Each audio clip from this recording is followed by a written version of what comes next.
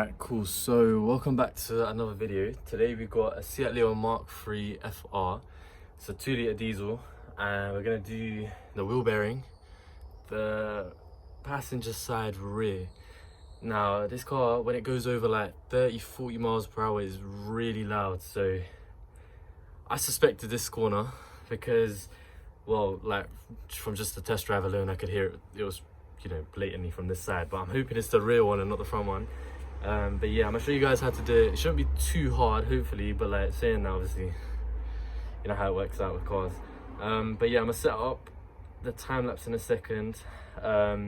Just get the wheel off to start with, you know, standard procedure. 17mm bolts, lock and wheel nut, whiz it all off, and then yeah, I'll show you what I'm doing.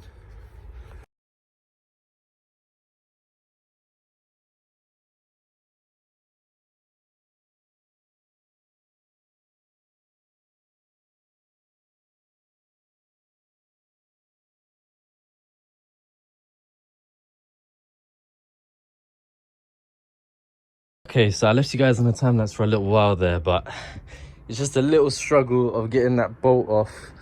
You can see it did get me a little cut there, but it's all good. So basically, what I've done, took the wheel off. Cool. Then I went ahead and removed the caliper, 13mm at the back, using 18mm to slot into here.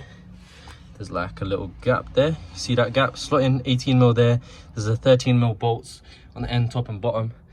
Undo them, take the caliper off, lay it back there. Then you want to take off the caliper carrier, which is this thing here, which has two M14 12-point bolts on the back, which I definitely recommend to WD-40.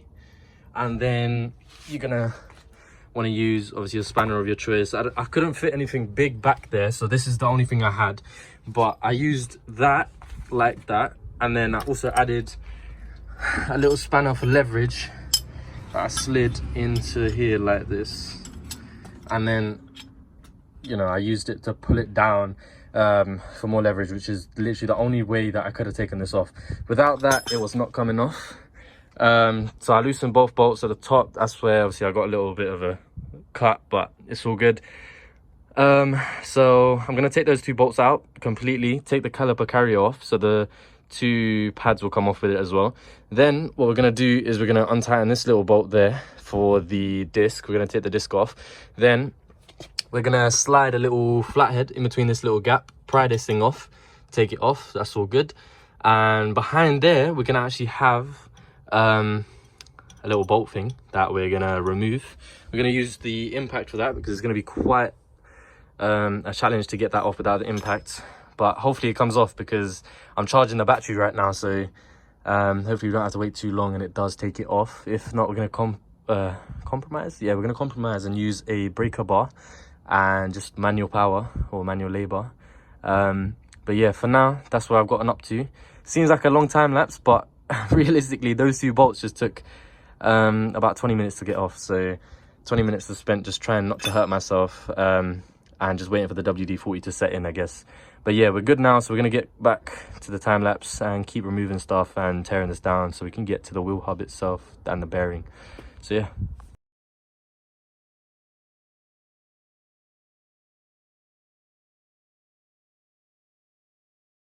Okay, so let me show you guys that I've actually removed it all. We've got the disc, got the caliper holder, and we've got the actual original wheel bearing that's on here. I don't want to name and shame, but it does say Drive Tech on there, which is a shame because I bought a replacement Drive Tech one, so I'm going to replace the part with the part that failed. But this was replaced a little while ago, not sure how long. It's probably lasted about a year, but saying that, all of the other sides have not failed and they're original. So but yeah, like you can see that when I twist it, it's not very free. It's really rough, and yeah, that's not how it's meant to move, and it does get stuck, and it's taking quite a lot of effort to twist it. But yeah, obviously a good one wouldn't spin like that. It'd spin a lot freelier. And another thing is, yeah, like sometimes people or mechanics will check it with a wobble, but in this case it's not wobbling, but the bearing or the wheel hub is still gone, like it's still damaged, we still need to replace it. So as a rule of thumb, it's probably best to just, you know, take a test drive, check where the sound's actually coming from rather than which wheel's wobbling too much. But obviously if it's wobbling too much, it's also going to be a bearing. But in this case, there was no wobble. I could only just hear that it was from this corner. But yeah, so caliper holders came off. Get you a closer look at the bolt. There you go, you can see it's a 12 point on this one. Came off with an M14 bit. I'd say it's best to get a set of them because you're gonna need them if you're working on it. And it says H1.5, but I think it says M14 on the actual box itself. So next step, we're gonna actually shove a screwdriver in here, peel that off, get the bolt off, zap it off, and then yeah, keep going.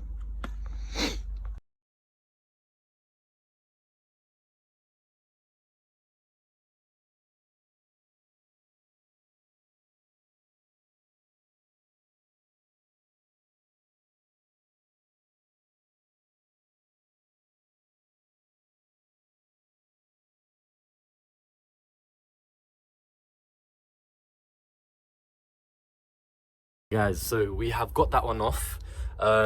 It's looking pretty bad. I mean, the bearing, the old one, is split in half, so you can actually see inside and see all of the rings.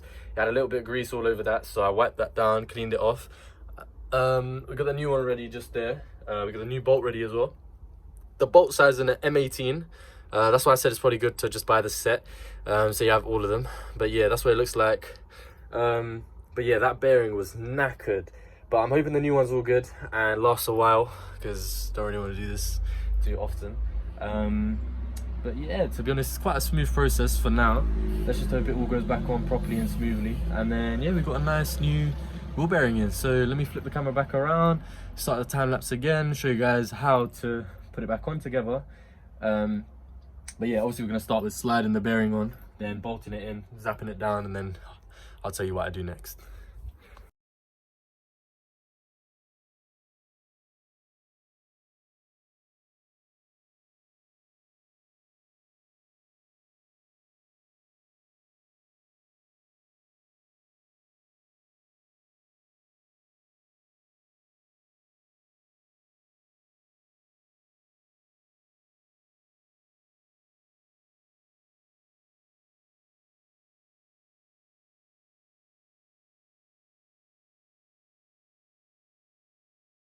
Okay, so I just finished up, put it all back together, and just in the same reverse order, to be honest. It's the wheel hub, then the disc, the little disc bolt, then you want to put on the brake caliper holder with the two big bolts, the M14 ones. Then you want to put the caliper on, 13mm bolts, screw it all up, and that's it.